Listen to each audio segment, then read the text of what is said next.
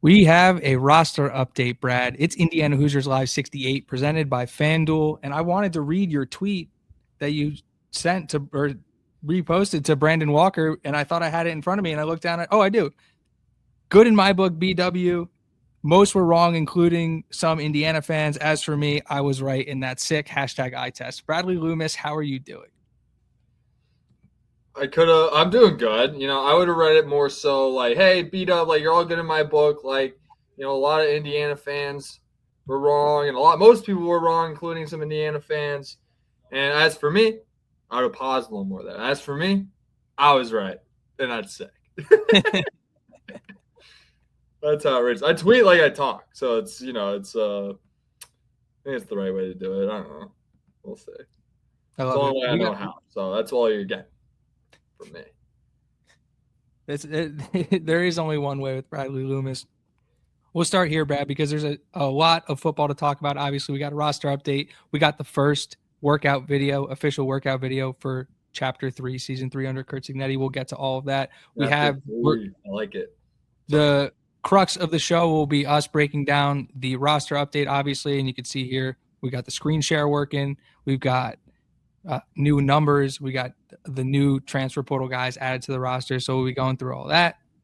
But Brad, the basketball team has found itself on a little bit of a roll, and so I want to start there. Indiana basketball has played three times since we last spoke. Overall feelings coming off of the Oregon game last night. I mean, they look good. They dismantled what is a very, very down year for Oregon, which is a little confusing. Like, they brought back Biddle and Shellstad, and they were expecting kind of a year where they're kind of expected to go back to the tournament. And I guess with Shellstad being hurt, Lee Wei Lin, I think is his name. The kid's pretty good, honestly. But he's no Jackson Shellstad. He's been stepping in there and becoming that scoring one for Oregon. They haven't had quite the season they were anticipating. Dana Altman is the mentor of Darian DeVries back in Creighton days. And for him to, in their first meeting basically against each other, for Darren to get it done in that fashion, I think was very impressive, regardless of how good Oregon was. They're still a very talented team.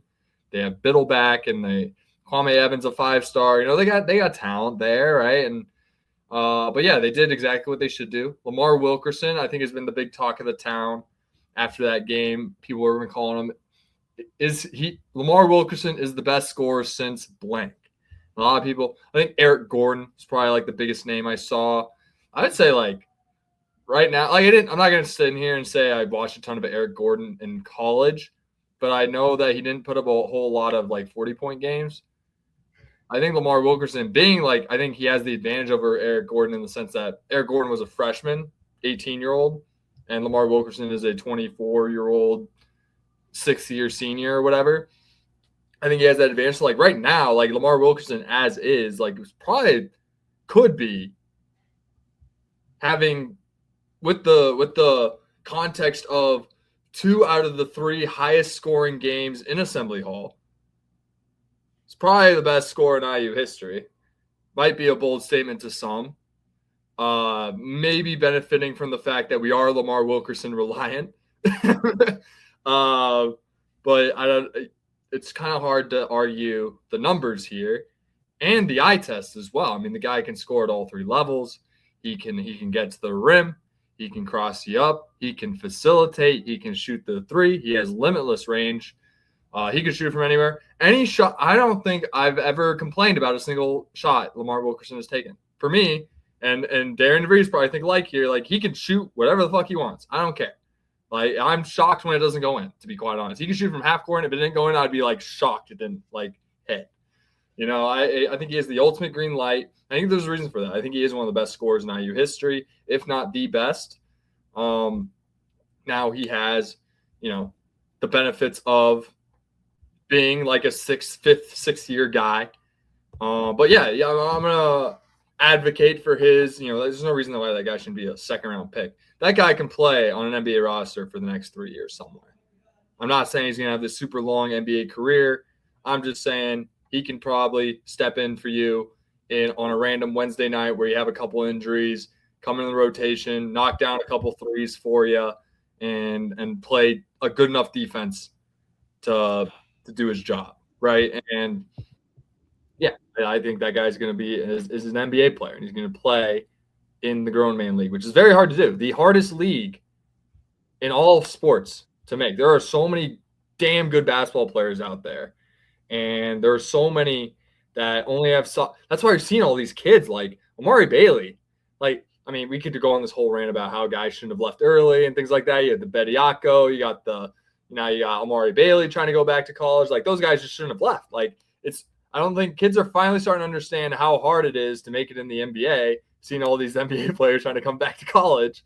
And it's like, this has been a thing that people have talked about for decades, right? Like, man, that guy shouldn't have gone early. That guy shouldn't have gone early, like, because he fizzled out. And it's like, yeah, because there's only like a 420 spots in the NBA, and like half of those are vets that are going to have 10-year careers. And then, a lot of those guys are European too. And it's just, the math just doesn't math for like 60 draft picks in a season. Like most draft picks don't even play in the NBA. I mean, not most, but like a majority of them, a good chunk of them don't never even step foot in the NBA. And, this idea where guys can go early. Now, it's funny saying this when there's probably the best most NBA ready freshman class of all time in my mind. So many guys. The fact that Chris Senak at Houston isn't a top 10 pick this upcoming is insane. That kid's going to be so good. And he's not even a top 10 guy. He might be, depending on need, obviously. If a guy needs a center, you should go hit up Chris Senak Jr. over at Houston. Like, we talk Cam Boozer. We could talk Kingston Flemings. We can talk Braden Burries over at Arizona. We can talk Keaton Wagler, who's one of my favorites.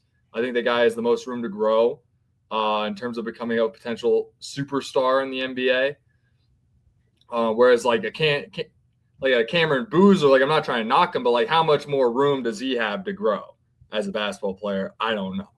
Whereas Keaton Wagler, I know he can throw on 20 pounds and get better and better athletically and things like that, and grow into his body a little bit. We can dive into that later, but yeah, I think to my point being, Lamar Wilkerson is NBA ready right now, and physically, shooting wise, volume. I mean, that guy, he's one of the best shooters in the country, and that's how people should evaluate. I think this whole way of drafting based on potential has really disserviced kids in the long run and athletes. And I know NIL and portal are helping college basketball. They're keeping kids in school as it should be, play 4 years. The best developmental league was never the G League. Like, G League, like, yeah, maybe the guy played in the G League and he got to the NBA, but it's like players develop players. And the best place to develop as a player is in the college ranks, because you play the best competition. It's intense. It's the most physical league besides the NBA in the world. And back to the Hoosiers. I think if they just go 500, they should be in. They're locked in at a consensus 10 seed right now. As long as they go 500, they should be in. Now, they could drop down to an 11 seed depending on the field. The only way to basically solidify a 10 seed would be to lock it in. A 10 seed plus would be to beat Michigan State or Purdue or Illinois. We got Illinois on Sunday, and between you and me, I'm petrified. I'm so scared of Illinois. Well, you're saying a lot, and I want to unpack. Yeah, you can reel me in a little bit. The biggest thing I think that Indiana fans can focus on or bite down into was the 17 win number that they just reached. And this was significant because there's a tweet by Indiana Sports Partisan that said Indiana now has 17 wins 10 days into February. The last time an Indiana basketball team had 17 wins by February 10th was Yogi's conference championship team. And that team made the Sweet 16. So it's been 10 years. And he said that since Yogi's team did it, Indiana teams have had an average of 14 wins on February 10th. So we're trending historic from the Indiana basketball that me and you are used to, right? Coming in as freshmen in 2017. Like, this is by far the best tournament resume they've had. Which is crazy because there's so many holes on this team. And the fact that Darren DeVries has been able to coach them to this point if you weren't convinced after the Purdue game, here's some numbers for you. You know, like here are some tangible resume comparisons to tell you that Darren DeVries is the guy. Now get him.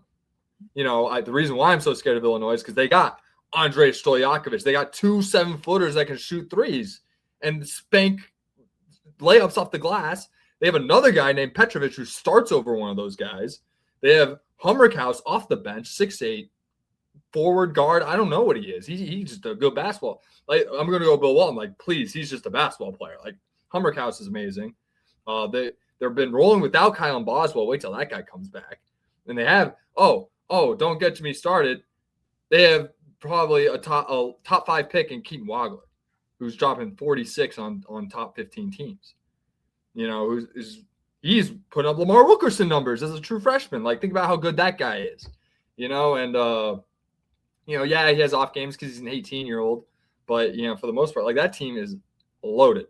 So get DeVries a roster like that, donors, boosters. I don't know who's watching out there, and you know, we'll get there. He's the guy to coach a roster like that to get to the level of what we're seeing at Michigan State, Nebraska, Michigan, and Illinois right now, and he can get us to that level. We just have to put in the money and the work on the recruiting trail and set up a plan and get a roster like that. Because I've said this before, the top 20 versus the rest of the field has never been a wider gap right now. There's a reason why last year was so chalky in the tournament, and it's going to be the same thing this year. It's going to be so hard for those 11, 12 seeds to get upsets these days. Although in theory, like all their best players are playing in Power 4 now because the portal. You know, it's just going to be a very difficult for underdogs to win in the tournament with such a big talent gap, even just between the top 10 and the next 10. You know, like there's a wide gap that like of about, you know, if we want to go Vegas numbers, around 7 points. Like it's a lot, you know, as opposed to years past where it's probably like 2 or 3.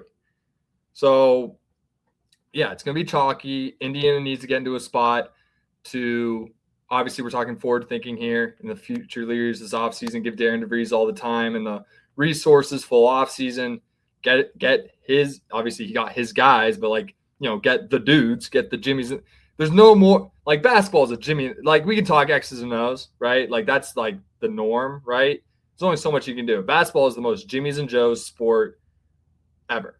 Like football is X's and O's. You can bypass talent with good strategy. Cannot do that with basketball. You got LeBron, you're going to be good. Like it doesn't matter who's coaching you, all right? You know what I mean? That is the most Jimmy's and Joe's sports. It's a star-driven sport. It goes all the way down to random pickup games. Like you got the 2 best players, you're going to win all your pickup games, right? Like it's not, you know, for the most part. Now in a 40-minute game, anything can happen. So all we can do is just root for the Hoosiers and you know, root for them to be the best that they can be and accomplish as much as they need to accomplish. Like they win a tournament game, I'm gonna be so stoked for those kids.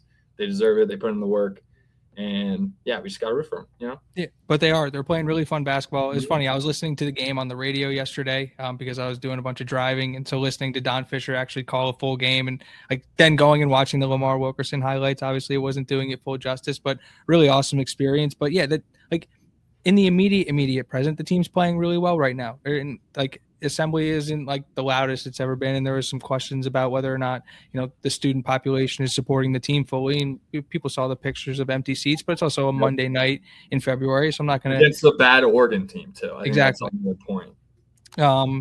But yeah, they're playing really fun basketball right now, and this is the team we thought we were going to watch when they're shooting well and it's going in. Like yeah, they're a problem for everybody to handle. Obviously, the other big thing that came out of last night, they honored the 76 team at halftime. And they're officially putting a Bob Knight statue in Assembly Hall. That's long overdue. I can't believe there's not one already. But another really awesome thing that we're starting to see it was funny. There was somebody commenting back on, I forget if we were talking about like renovations or talking about Sig getting a statue, but somebody had like teased that there were other statues coming in. I'm assuming this is what they were talking about. And then obviously on Sunday, the next game this Indiana team is going to play is against Illinois. And Brad, you referenced how good that Illinois team is. everybody looks at Michigan as kind of running away with the Big Ten, but Illinois is hanging in there, plus 150 on FanDuel to win the Big Ten.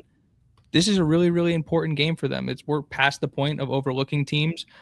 You like when you're as close in the Big Ten race as Michigan and Illinois are, every game matters. So Illinois is not going to overlook this Indiana team. But like with the way Indiana shoots and their fearlessness and their like Enright's ability to just be a pest, and it's just I like the way that some things may be able to, if you're going to like try and create an upset, like if we shoot 55-60% from three, like and shoot 50 of them, we got a shot. I'll tell you that. We got a shot. We have a chance. But no, I enjoy watching this team. Here. We have a better shot against Purdue and Michigan State. The matchup. Here's what I'm trying to say, Brad. I'm trying to say that this team is fun. They're worth watching. There's a lot of cool stuff going on around the basketball program, and it's a big matchup against Illinois on Sunday. And it's no mistake, it's in primetime. The NFL goes away, and the first Sunday back, you put Indiana basketball. Like that's not a mistake. That's all I'm saying. I don't like how we match up against. No, I'm not saying like there's gonna listen. I'm not talking X's and O's upset. I'm talking like I'm just saying like I enjoy watching this basketball team play, and I'm excited to watch them play on CBS on Sunday. Yeah, there's a. All right, let's not. I don't want to like. I'm not trying to dumb it. Like we should make the tournament. We are a tournament team. Like I just said, the difference between these top teams and the rest of the field, even the ones that are in the tournament, are so far ahead. It's all portal based. Like these teams are just stacking rosters, and it's fun. It's great for the sport. Like you watch Kansas Arizona last night. Like what a game! What a game! If you're able to catch the end of that, and yeah, I just want Indiana to be in that spot. And when it comes to the fans, Slew's saying they can't grow, and Reed Bailey checks in. Can't stress that enough. Like, what are we doing? I didn't even know that was a thing. Me neither. That's nuts. I like Reed Bailey. I think Reed Bailey's been put in a tough spot. I think DeVries would be the first one to admit that. Yeah, we can't be doing that, and yeah, we'll get there. I just don't. We're working on it. But you never know. In the house of pain, it's gonna be a tough spot on a weekend. It's going to be loud. Illinois hates us, too. They're going to show out. Yeah, and we just killed them in football and let them know about it. Although, to be honest, though, that goes back to last year in Assembly Hall when they beat us by like 95 and essentially killed the Mike Woodson era. Like, I don't know. There's no love lost between these two teams, but they're not a rival. I'll tell you that. Yeah, couldn't agree more, Slew. Got to give the guy some confidence. He's stepping into a role he's not used to. When it comes to the fans and the kids not showing out, obviously we can point to Monday night. Tough to fill. Kids are trying to catch up on class. They've been, study later. Now it's later. Signetti. That was Signetti's instructions. So now they're starting to study later. I just can't imagine. Like I know, like I'll be the first to tell you we're a football school. We are. With that, we are a football school with a rich basketball tradition that has an aura to it that will never, I feel like, diminish in any way. I think that's just a one-off, and it's just hard for me to think that aura will luster in any way long term. I think kids are going to get involved. I think we just need to get a team. Dude, I think big picture, long term. I agree with you. I think in the very, very short term with the guys we got, they have a chance in every game they go into because of the ability to shoot the three. So, like I said, exciting to watch. We're going to keep following along.